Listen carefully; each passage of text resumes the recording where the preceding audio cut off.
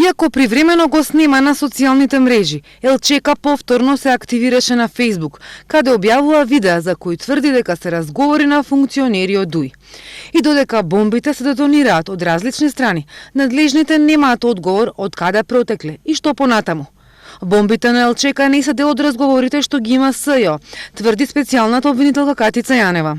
Тие разговори што се дават не се дел од нашите разговори. Вие немате такви разговори со таква содржина? Не, немаме такви. Тие се од приватни повеќе. ЛЧК слушнавме еден разговор кој што беше јавно објавен од опозицијата во 2015-та. Чинам дека беше тоа меѓу Јанкуловска и директорот на Тие се јавно објавени, може да си ги преземе од YouTube.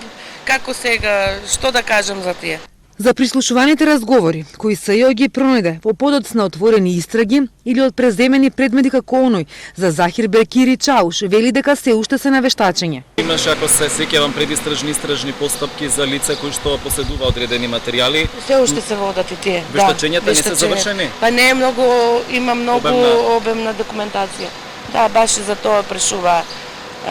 Обвинителите се интересира, им кажал дека во тек се вештачење, да.